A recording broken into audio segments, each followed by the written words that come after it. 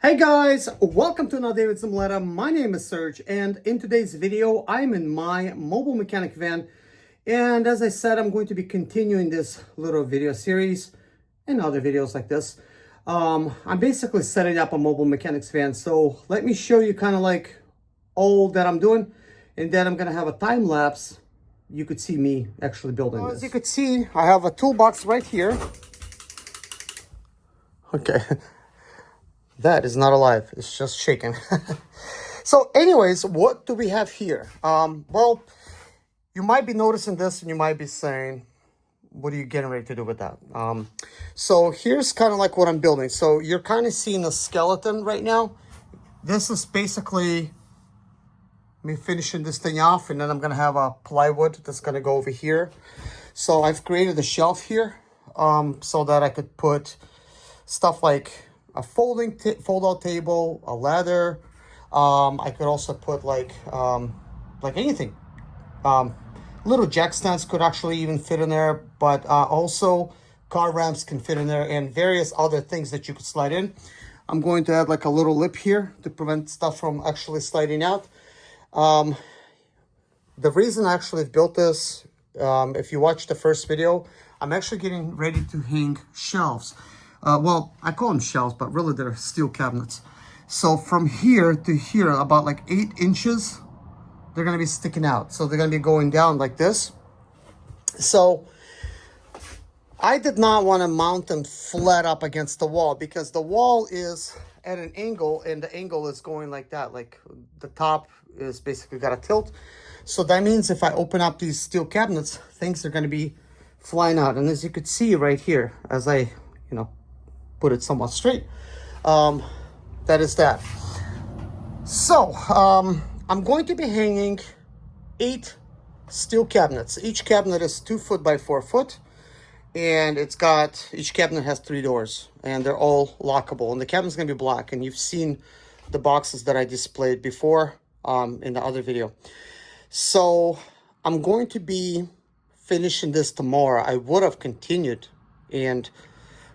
doing this today, but I ran out of supplies. I thought I'm gonna have enough, but I wasn't sure exactly what I was gonna build, and I kind of thought, 18 pieces of actually 16 pieces of 2x4 is gonna be enough. So that's what I bought. 16 pieces, and they're all here. Every single bit of it is here. And I kind of thought, 16 sounds like a lot, but apparently not. So this whole construction is like 8 feet going this way. And of course, about I think 71.5 inches going down. That's what I've measured here.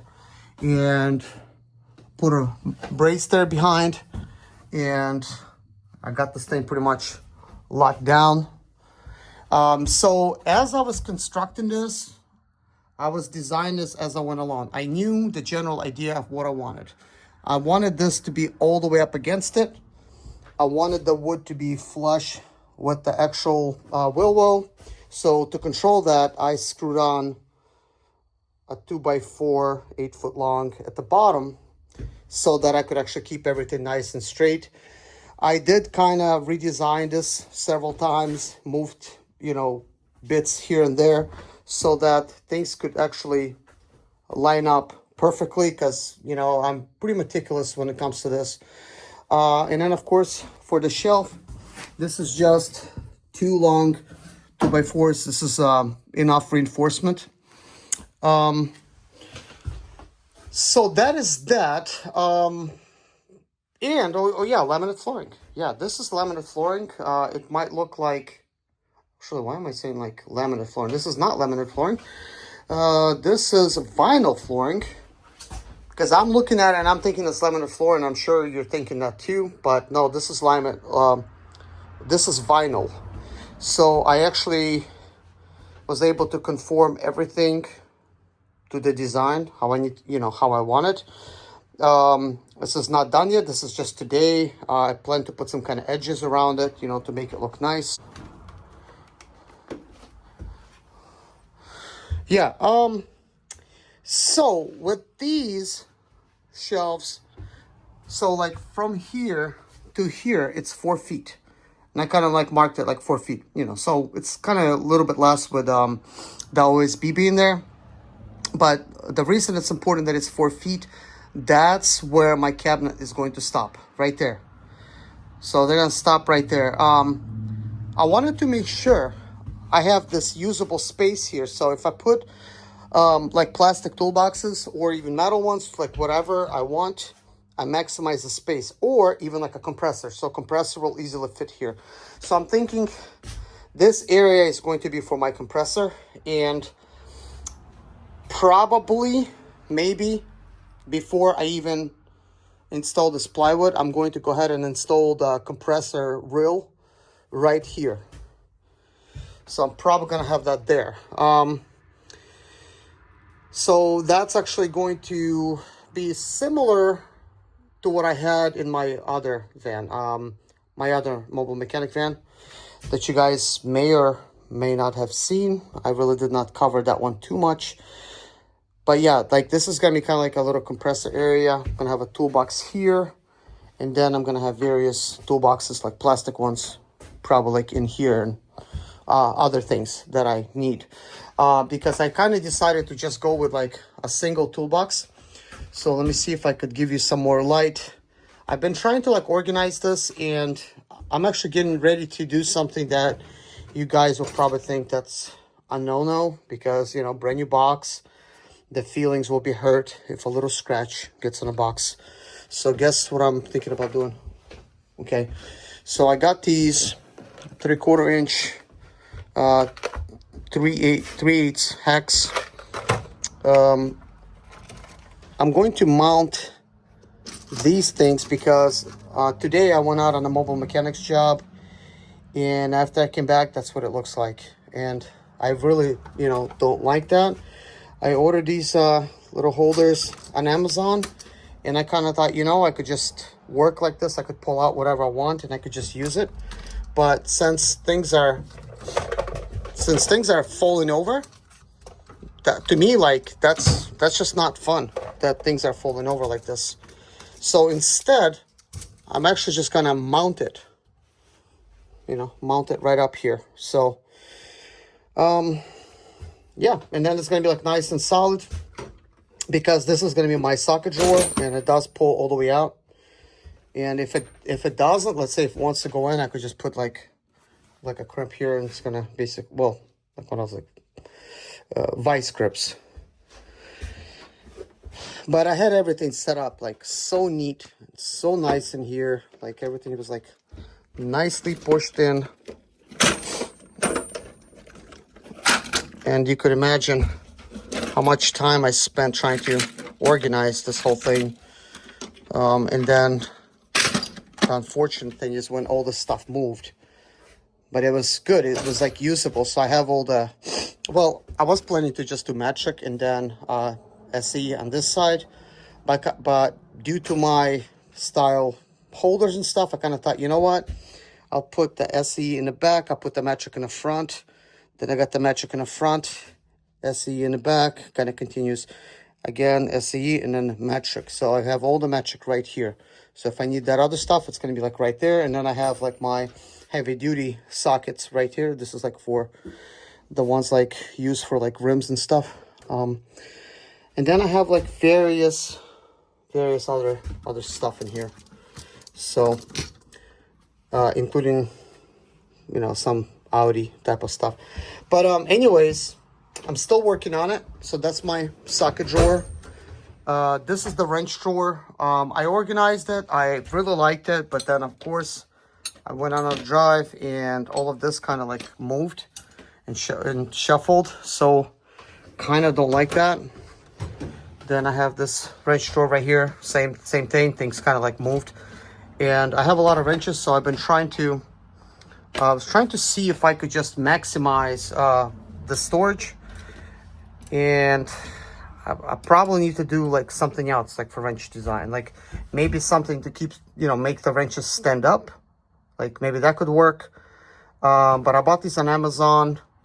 They're pretty nice. These are magnetic, so if you're like stationary and like, I mean, you could hang this on the box pretty much, like on the outside of it, like on the sides, let's say, and you'll have all your wrenches accessible, or your mechanic's tool cart, or whatever. So that's going to be pretty good. So this drawer, I have basically some tools here, and let's look at this drawer. A little more stuff here. Why does that feel like a tight fit? More wrenches and other stuff. And of course, you already seen my socket drawer. Then I have all kinds of extensions, pry bars and whatnot. More stuff here. I'm still going to be like organizing my pliers, but I may not have it like as nice as I want it, because me being limited to space.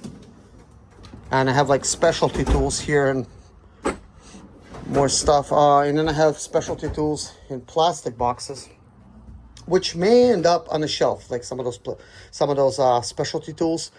That's kind of like the plan, but not written in stone, because the shelves could be used for parts and for filters and for oils and sprays and, you know, various things like that. And if some boxes can fit on it, sure, why not? And of course I have my special launch computer. Yep, that's pretty much it for here. But tomorrow this is gonna be done. Like, this would be done today, but unfortunately Home Depot's closed. I can't get any more 2x4s. Otherwise, I would have wrapped this thing right up. Hey guys, this was my job from earlier today, my mobile mechanic job, what I was called out to do. So anyways, on this particular job, he says, hey, can you come out here and replace a control arm on the 2009 Ford Focus? I said, okay, what's wrong with it? He says, well, the previous mechanic, he didn't know what he was doing. He didn't have the right tools to install this control arm properly, because his wheel still sits up against the fender. And I said, okay, that's interesting. Can you send me some pictures and what have you? And I said, has this car been involved in an accident? He said, no. I said, is this just your daily car and you're just trying to get it done? He's like, yep. I said, why did you replace the control arm? And he says, well, it must have came from up north and it rusted out, so I replaced it. And so I came out and I took a look at it, and turns out whoever did the control arm did it correctly. But this car was involved in some kind of accident. Somebody probably hit a curb really badly, and you could tell that the sway bar is bent. Sway bar link is bent. Also, the strut is bent. As you could see, the CV axle been completely ripped out. And there's a possibility he's going to have a bad bearing, because that type of impact is going to do it. And additionally, right here, look at all that damage, like to the metal, to the fenders and everything like that. So also, inner and outer tie rods may have been bent as well. But you can't really tell right now, but that was a pretty bad impact. And usually in one of those, you know, that's what you're faced with. But anyways, you could see that the wheel is slightly to the right here. This is before I pulled anything off. Also, there's a missing lug nut, and the customer provided me with like 4 lug nuts. That's not even right for his car. So that's just how it is sometimes with some customers. They potentially want to mislead you. They probably had like a little minor fender bender, and now they're having these suspension issues. Or maybe they bought it from an auction and they just want to have a good deal, obviously, but you know, now somebody has to repair that stuff. Recently I purchased a Tesla Model 3 Model 3 Performance. This has full self-driving. I decided to add this lip to it, but guess what? I got it for a great deal because somebody hit a curb with their rim, bent the rim, basically broke 4 control arms, and the place where the spring goes, that piece was bent as well. So that's 5. Also bent shock, bad bearing, bent sway bar, and bent sway bar link. So as you could see, quite a bit. But this car was at an auction. It got salvaged. And basically this customer that I just now arrived to had a very similar type of situation, but maybe not as heavily of an impact. But however, it still caused enough damage. And it's kind of fun how they try to mislead you by telling you it's just a control arm and that someone could not actually do it properly. When in reality, they have so much work to do to their vehicle. They just want a cheaper price quote and what have you. So basically, I said, well, since I cannot perform the work, I just charged him $25 for just showing up and gave him a quote to do all the other things. Luckily, he was only 9 miles away, so not too much.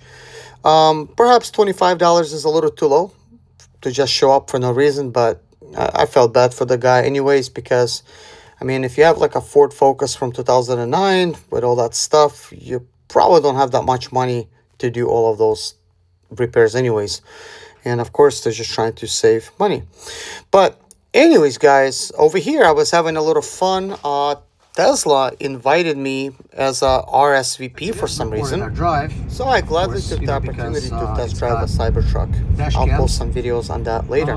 But anyways, guys, thank you so much for watching this video. Take care of yourself, and I'll see you guys in the next video. Bye-bye.